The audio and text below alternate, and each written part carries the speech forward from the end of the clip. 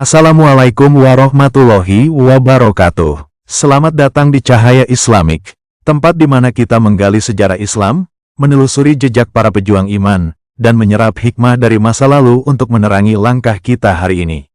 Di episode kali ini, kita akan membahas kisah yang penuh inspirasi, nilai perjuangan, dan keimanan yang luar biasa. Yuk, simak sampai akhir, dan jangan lupa like, share, dan subscribe agar tak ketinggalan cahaya ilmu dari channel ini. Bismillahirrohmanirrohim, mari kita mulai. Abu Bakar As-Siddiq lahir dengan nama Abdullah bin Abi Quhafah pada tahun 573 Masehi, dan wafat pada 23 Jumadil Akhir tahun 13 Hijriah setelah tahun gajah, bertepatan pada usianya ke-63 tahun. Abu Bakar merupakan putra dari keluarga bangsawan terhormat yang ada di Makkah. Sebelum masuk Islam, beliau bernama Abdul Kabah. Ayahnya yang bernama Utsman bin Amir masuk Islam tepat pada peristiwa penaklukan kota Mekah atau Atu Makkah. Pada usia ke-63 tahun, Abu Bakar As-Siddiq meninggal dunia karena sakit yang dideritanya. Dirinya dimakamkan di rumah putrinya, Aisyah, tepatnya di dekat Masjid Nabawi. Abu Bakar disebut-sebut sebagai sosok yang selalu menemani Nabi Muhammad sejak masuk Islam hingga wafat. Abu Bakar As-Siddiq ini adalah ayah dari Aisyah, istri Nabi Muhammad. Sebelum masuk Islam, namanya adalah Abdul Ka'ab yang kemudian diganti menjadi Abdullah. Berdasarkan kitab Hayatus Sahabah, dituliskan bahwa Abu Bakar masuk agama Islam setelah diajak langsung oleh Nabi Muhammad. Setelah itu, Abu Bakar menjadi sosok pendakwah ajaran Islam kepada beberapa tokoh penting, sebut saja ada Utsman bin Affan, Zubair bin Awam, Talhah bin Ubaidillah, Sa'ad bin Abi Waqqas, dan masih banyak lainnya. Sayangnya, istri Abu Bakar yang bernama Qutailah binti Abdul Uzza enggan menerima Islam sebagai agamanya, sehingga diceraikan oleh Abu Bakar. Semen, taraf istrinya yang lain yakni Ummu Ruman, bersedia menjadi seorang muslimah. Sebelum meninggal dunia, Abu Bakar As-Siddiq sudah menderita sakit selama kurang lebih 15 hari. Pada saat itu, dirinya hanya bisa terbaring lemah di tempat tidur dan tidak dapat melakukan salat berjamaah bersama sahabat lainnya. Berhubung Abu Bakar selalu ditunjuk sebagai imam masjid, tetapi kala itu tengah sakit, maka digantikan oleh Umar bin Khattab supaya salat berjamaah tetap dapat berjalan. Abu Bakar pun meninggal pada usia ke-63 tahun dan jenazahnya dimandikan oleh istrinya yang bernama Asma binti Amisi, sesuai dengan wasiatnya. Terkait penyebab sakitnya ini, ada beberapa sumber yang mengatakan bahwa Abu Bakar mengonsumsi makanan yang telah diracun oleh seorang Yahudi. Kala itu, Abu Bakar tengah memak hanya bersama Al-Harits bin Qaladah dan Al-Atab bin Usaid, yang kemudian keduanya mengalami penyakit sama dan meninggal di hari yang sama pula. Dalam hal pernikahan, Abu Bakar telah menikah dengan dua orang istri di Makkah, yakni Qatilah binti Al-Azi dan Ummu Ruman binti Amir bin Uwaimar. Dari istri pertama, dirinya dianugerahi dua orang anak bernama Abdullah dan Asma. Sementara dari istri keduanya, dirinya dianugerahi dua anak pula yakni Abdurrahman dan Aisyah. Setelah masuk Islam dan berhijrah ke Madinah, Abu Bakar menikah lagi dengan dua orang istri yakni Habibah binti Harijah dan Asma binti Umais. Dari istri ketiga, Abu Bakar dianugerahi anak bernama Ummu Kulsum yang lahir setelah dirinya meninggal dunia. Ketika Ummu Kulsum dewasa, dirinya menikah dengan salah satu sahabat Rasulullah yakni Talhah bin Ubaidillah. Sementara dari istri keempat, dirinya dianugerahi anak bernama Muhammad. Dilansir dari Islam, ada sebuah kisah yang menceritakan mengenai bagaimana Abu Bakar mendapatkan julukan As-Siddiq dan Al-Atiq. Dalam tradisi bangsa Arab, memang sudah umum bahwa nama orang akan disertai pula dengan lakap julukan. Fungsi dari julukan itu adalah sebagai bentuk pujian atas keluhuran tabiatnya. Rasulullah pun juga sering memberikan julukan kepada para sahabatnya, sebagai bentuk sanjungan. Contohnya pada Umar bin Khattab yang diberi julukan Al-Faruq yang berarti pembeda antara kebenaran dan kebatilan. Kemudian ada Khalid bin Walid yang dijuluki sebagai Saifullah yang berarti pedang Allah, lalu ada juga Hamzah bin Abdul Muthalib dengan julukan Asadullah yang berarti macan Allah. Dapat disebut bahwa semua sahabat Rasulullah SAW mendapatkan julukan masing-masing, tak terkecuali dengan Abu Bakar yang terkenal akan julukannya sebagai As-Siddiq dan Al-Atiq. As-Siddiq artinya adalah orang sangat jujur atau banyak membenarkan. Hal tersebutlah yang menjadikan Abu Bakar ditunjuk sebagai sahabat Rasulullah yang paling dipercayai, tak terkecuali akan hal-hal yang tidak masuk akal sekalipun. Ada sebuah kisah tepatnya setelah peristiwa Isra Miraj, kala itu Rasulullah melakukan perjalanan yang amat kilat dari Makkah ke Baitul Maqdis, kemudian dilanjutkan dengan perjalanan langit yang penuh keajaiban. Pada keesokan harinya, Rasulullah SAW menceritakan pengalamannya tersebut kepada para penduduk Makkah. Namun, bukannya didengarkan dan membuat keimanan semakin bertambah. Para penduduk Makkah malah tidak percaya dan bahkan semakin mengolok-olok Rasulullah. Parahnya lagi, beberapa orang yang memiliki iman lemah, justru menjadi murtad dan menganggap Rasulullah sebagai pendusta. Pada saat-saat itulah, Abu Bakar muncul dengan gagah dan percaya dirinya membenarkan apa yang telah Rasulullah sampaikan. Sejak saat itulah, dirinya diberikan julukan sebagai As-Siddiq. Abu Bakar tidak hanya memiliki julukan As-Siddiq saja, tetapi juga Al-Atiq. Menurut beberapa ulama, hal tersebut dikarenakan Abu Bakar memiliki wajah yang tampan. Namun, ada juga beberapa yang mengatakan bahwa julukan tersebut diberikan sebab Abu Bakar selalu menjadi garda terdepan dalam hal kebaikan. Versi lainnya lagi, julukan tersebut diberikan karena Abu Bakar memang terlahir dari nasab yang suci yang mana nenek moyangnya terhindar dari perbuatan zina. Sebagian pendapat lagi mengatakan bahwa Abu Bakar mendapatkan julukan tersebut sebab sudah mendapat jaminan untuk terbebas dari siksa api neraka.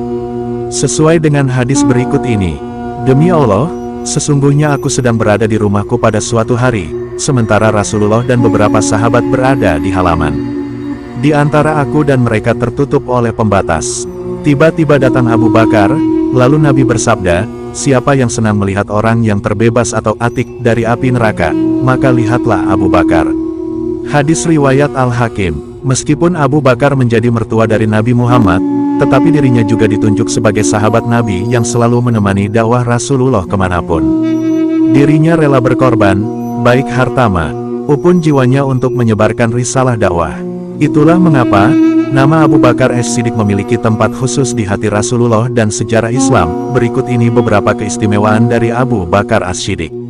Pertama, namanya diabadikan dalam Al-Quran, atas pengorbanan yang selalu dilakukannya terutama ketika menyokong dakwah Rasulullah dalam menyebarkan Islam, maka dirinya mendapatkan apresiasi yang mulia dari Allah dengan mengabadikan namanya di dalam kitab suci Al-Quran. Di antaranya adalah pada Quran Surat At-Taubah ayat 40 yang artinya, "Jikalau kamu tidak menolongnya, Muhammad, maka sungguhnya Allah telah menolongnya," yaitu ketika orang-orang kafir musyrikin Mekah mengeluarkannya dari Mekah, sedang dia salah seorang dari dua orang ketika keduanya berada dalam gua, di waktu ia berkata kepada temannya, "Janganlah kamu berduka cita, sesungguhnya Allah beserta kita."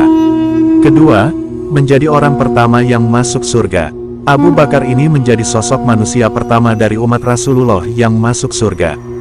Hal tersebut telah diterangkan dalam sebuah hadis yang diriwayatkan oleh Abu Daud, yang berbunyi, dari Abu Hurairah, ia berkata bahwa Rasulullah bersabda, "Jibril mendatangiku dan mengajakku untuk melihat pintu surga yang akan dimasuki oleh umatku nanti."